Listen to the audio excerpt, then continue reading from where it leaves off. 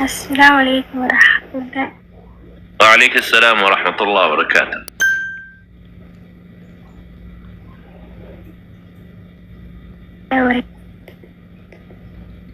دبادو دفيتي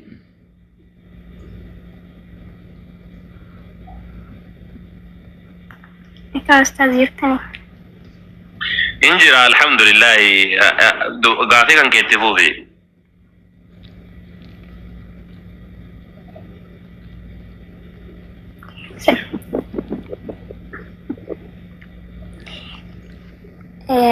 galatooma jecha gaaffiin kiyyaa gaaffii dhuunfaa kooti yookaan immoo gaaffii manuma keessa jiraatu kana keessatti na mudateedha. Kan namoota hedduutullee barnoota akkasuma gaaffilee naaf ta'a jedheen qabadhee dhufe.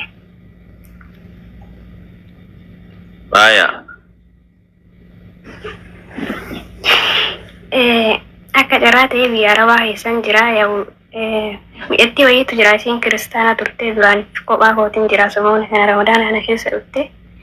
Warreen bira jiraatu kun mootuu kiristaanota baay'ee fedhan akkaan jibbanii isiin garuu akka carraa Ramadaana keessa biiroo irraa fuudhanii fidanii iddoo isiin qulqulleessitu iddoo quraanaa iddoo isaan itti salaata akkan isiin qabattee lolanii jechuudha. Isillee yeroo duraatiif miskiina turte nama akkasitti waa'ee amantaa kanallee dubbatu miti. Yoo isaan garuu ilaalcha amantaadhaaf kaafirtoonni qaban kan hin beeku waan ta'eef baay'ee itti dheekkamanii isiin mootummaatiin isii muslima turani samoonni kanaan kiristaana taate turteesi. Haati isii faannatti dawwadanii akka hin tuqne isiin ilaalcha wayii qabdi akkas uummata Arabaatti nu jalaa hin mina daranaan jedhanii turan.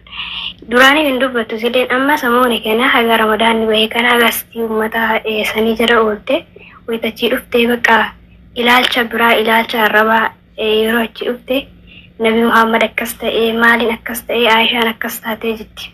Uummanni kiyya kun immoo baay'ee bakka yeroo isiin ijaan alaatus maaliif akkas taate jedhaniitiin baay'ee isitti dheekkamuu jiran. Yeroo gorfaatti ol deebine yoo isiin ilaalcha biraa qabdi dhugaa dubbachuuf tanan baay'ee ilaalchi isiin amantiidhaaf qabdu kun baay'ee ulfaatadha. Uummata kanatti yoo ni hime garuu dhugaa rabbii lubbuu isii waan dhiisannatti fakkaatu baay'ee rakkachaa jira. Ustaazii akkam godhuun qaba. Nabi Muhammadin alayhi salaam kaarab silsaana himi qajeelchi itti himi warratti ofirraa baasaa jedheeti kaafira ofirraa baasaa jedheen gabaabbinnaan jechuudha. Nama yoo adabattee hojii ofirraa hojjette waan isirraa gootu hin qabdu. Taasise ofirraa hojjettu yoo nu jedheetti. San boodaan ammoo Quraana Nabi Muhammad alayhi Quraana tuyidhaan nama Quraana arrabsu taanaan Nabi Muhammadin alayhi salaam arrabsu taanaan dirqama kan kee himuuti. Waan tolaati iyyuu miti dirqama kan kee himuuti. Okay? Himi maatii isin bira jirtu sanitti himi. Qajeelchi itti himi intalli tun intala kaafiraati. Nabi Muhammadin alayhi salaam arrabsu jirti afaan keenyaani. Quraana illee wanna jechuu jirti jedhiiti qajeelchi itti himi. Achi boodaan ammoo jarri waan godhan takka seeratti haa kennanii takka ammoo ofirraa haa galchanii takka waan barbaadan haa godhanii sun waan isaaniiti. Waliigalatti alaa kulli haaliin isa kan. Biyya feetaa jiraatu itti himi. Yoo ammoo adabattee hin taa'a jette yoo adabadhee hin taa'a adabadhee hin dalagadhaa jette yookaan ammoo qarshiidhaaf biyyaa baheeti. Ani shamara kan na ajaa'ibsiisa shamara kuffaara kan. Yoo adabaddaa taa'aati ofirraa taa'u jedhanii ammoo dubbannu malee jedha waan rabsinu malee jedhan. Shamara muslimaadhaa akkasii baatee waan rabsu takka argatanii. Shamara muslimaadhaa baateetiin ol baatee gastii irratti allaaggadhee amantii arrabsiisu hin jirtu bara. Yoo maruma durriyyee wayi taate durriyyee taate malee shamara muslimaa alhamdulillah waan baateef beekti waan hojjettu beekti. Nutu dubbata malee dhufaniiti waan arrabsan. Laakiin ammoo ka kuffaaraa kun ammoo ol baatee arraba maaliin arraba. Ka akkasii kun waan baheef hin beeku dubartii akkasii sanii itti himi qajeelchitumaan jechuudha. Akkas tanuma. Galatuma baay'een gorsee jechuun akka nama tokkotti baay'een gorsee yoo anillee haga beeku quraana fi akkasuma macaafsitti irraa wal bira qabnee haga beeku yoo asillee dhufiitii gaafii barbaadde gaafadhu nama arrabsuun duratti jedhee ture guyyaa gasti irraa oolte yookaan achi isaan jala hin dhaqne nagaan oolti yeroo baay'ee waa'ee fa'aa irraa cufe bakka hedduu maatii isiisu waan galaana nyaatiif yoo waa'ee fa'aa irraa cufe akkasitti jedhee haga tokkoon tasgabbooftii gaafa isaan jalaa dhayxee carraba fuutee mootuu waan biraa keessa galti. Wanni godhuun jiru na dhaga'utti jirtii dubbadhullee jedheen hin didde kanaafuu warri kiristaanota illee jechuudha akka sababa kiyyaaf jechaan himatti tan osoo hin hime muslimtoonni sababa kanaaf ijoollee dalagachuu dhoggan jedhanii kan maqaa balleessanii jiranii asumaanu kunillee balleessan sanii birra akkatiin baalageen baalageedhaaf bakka hin qabnu nuti duraa himaa jirra. Ijoollee kiristaanaadhaa yoo nagaan hin jiraanne jedhan nagaan haa jiraatanii rakkoon qabdu dalagatanii haa jiraatanii. Waan ruuza quufee gabbee amantii arrabsu taanaan ammoo kaakasisanii himuudha. Solee yoo adabadhee hin jiraadhaa ofirraa dalagadhaa yoo jette nagaan ofirraa dalagattee haa galtu. Namni dalagachuu dhoowwe hin jiru. Laakiin amantii si galtee amantii ibsadhaa amantii wanna godhadha jennaan ammoo amantii tuttuqa jennaan ammoo gaafsanii tuttuqamuu si barbaachisa. Xiqqoo si damarfee wayiidhaa waraanamtu malee akkasiidhaan taata. Wanni waan adaba qabuudha miti. Alaa kulli haalli sanitti yaadda hin ati nu jalaa tuqanii wamaa kanneen haa jedhan akkas.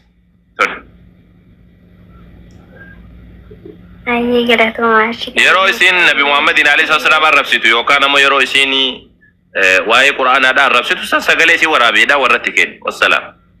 Yoo adabadhee hin ta'a jette ofirraa haa teessu. Okay? Ati ammoo ofii kan keetii harkaan ittiin deemini. Ammallee na bira jirti yoo dubbadhu jedheen kadhachaa ture. Amma si bira jirti? Yoo na bira jirti garuu kaasan dubbadhu jedheen kadhachaa ture. Dubbachullee hin didde. Yoo dhageettee jirtu hundaaf inshaallah. Ayya itti kennime yoo ka dubbatu taate mucaa dubbadhu mee? Waluttaas seegunaa. Akkama doona gomaami? Horre. Ustaasa dubbataa jirtu na biraa kaatee jirtidha. Okay, dhageeffadhu jedhiin yoo ofii kan keeti wannaa jette warri kan keedhaa wani gabbaasanii biyya alaa kanatti darbatanii fi sababni isaadha birrii akka dalayduuf callisi afaan kan kee qabadhuuti birrii ofirraa hojjedhu birrii qabdu walitti kagaabadhu maatii kan keedha qarqaadha adaba horadhuuti nagaan ofirraa. Namni takka isin kiristaana jedhee namni isin tuqa hin jiru biyyaan baatanii dalagachuu jirtanii yeroo hunduma dubbanna nuti. Ijoolleen shamaraa keessattuu isini ijoolleen shamaraadhaa waan amantii dubbachuuf illee hin geenne baradhaa gattaati isin hin jenne ammoo adda dubbannaa waa haasoyna islaamummaa arrabsina Nabi Muhammad arrabsina jennaan akkas nuti illee hin teenyu sii galtee sitti illee dubbachuu dhabnu hin teenyu abadan wallahi hin teenyu abadan. Okay? Adabadhaa taati birrii ofirraa dalagadhaa birrii baatanii misa amantii lallabuun maaltu biyyaa isin baasisa. Hiyyummaa jalaa dheefaaf jecha asii qamaa cooftanii jennaan waa meeqatu isin jira jennaan maatiin rakkatee ergatanii biyyaa isin baasaniimi. Erga biyyaa baatanii ammoo gajjedhaati hojjedha. Seegaltee gajjedhaati hojjedha. Manamni amantii lallabi jedheetiin biyyaa si baasee hin jiru. Ruuza quuftee asii achi asitti garaa furdaa kana baattee as baateetti nutti naasanii waan amantii. Dhageeffadhu yoo barbaade peenteellee dhageeffadhu yoo barbaade nullee dhageeffadhu yoo barbaade sun mirga kan keeti. Dirqamaan kootu nu dhageeffadhu sin hin jennu abadan. Islaamummaa qabachuu barbaade qabadhu yoo dhiisuu barbaade dhiisi. Amantii kan kee jabeeffadhu sun waan cinqaa keenyaadhaa miti. Laakiin ammoo ruuza quuftee garaa furdaa kana as baafteetiin as miidiyaa irratti baatee islaamummaa arrabsaa maalii islaamummaa akka waan kiristaanummaaf namni dhaabbatu siin jedhee godhachuun sirriidhaa miti. Taayitii ofirraa ruuza kan kee nyaataa, waayifaayi kan kee fayyadamaa, bishaan kan kee dhugaa, callisitu ofirraa birrii hojjedhu akka rabbiin si hiree san qabadhuutii lafa ho'i bitadhu ofirraa gadi. Sanii dhalatti ammoo akka hin qalladaa Nabi Muhammadin arrabsa maalii godha jetteeti lubbuu kan kee dhabdaa. Lubbuu kan kee dhabdaa abadan inuma sinniif ne beeku wallahi muslimni siif obsa malee sinniisu. Umrii kan kee guutuu nagaan hin jiraattu namni Nabi Muhammadin alayhi salaam arrabsitu. Ama gurbattiin waajii jedhaniin suni biyya galteetiin osoo nutti hin dhagahin daddabtee jiru taaltee naqabu jiran ajjeessu jiran jettee ofirraa deebite. Abadan umrii kan kee guutuu osoo hin amanin jiraattaa jechuudha. Osoo hin amanin jiraata. Nuti ammoo dhokataa deemnaasa yoo Itoophiyaa deemnu laal shaantaa baanneetiin asii achi gajeella. Yoo deebinullee nagaan ofirraa deemna. Sababni isaa maaliin? Akkasi. Muslimni waan akkasiidhaatti waan hin amanne. Fakkeenyaaf amma mucaan husuu jedhaniin suni rabbiin barakaa godhuufi kun amma deemee biyya keessatti olii gad deemu jiraami. Gurbaan ifoo jedhan sunoo gurbaan amma baalageen sunoo hunda dhokataa hunda ruuqatti dhokataa olii gad deemu. Namni Nabi Muhammadin alayhi salaam arrabsu arra si argu haa baannu iftaan si arginu iftaan achi kachaanullee arra si argu laa baannu burullee si argu baannu waggaallee arraallee si argu baannu si galtee insiif hin dagannu malaffiin kan kee nu bira ta'a jechuudha. Okay? Malaffiin kan kee dokumentiin kan kee nu bira ta'a wanna itti hojjette sun jechuudha. Akkas. Okay? Nagarreessa guyyaa abdoo funyaan keessa ijoolleen funyaan rukuttesaa nagarreessa. Akkuma tasaadhaa osuma deemu makiina yaabbatee osoo deemu talhaadhaa walitti dhufe rabbii walitti fide. Erga utaalee qabate. Jaarsa ajjeeseetiin oole. Jaarsattiin ammoo achi baqatteetiin achi badde. Muslimni siif obsaa. Har'a si arguu haa baatu iftaan si arguu haa baatuuti inuma sin dhiifne. Nabi Muhammadin alayhi salaam tokkin gaafadhu yoo barbaadde. Baradhu yoo barbaadde. Awurooppaa jiraadhu biyya feeti jiraadhu. Inuma sin dhiifne abadan.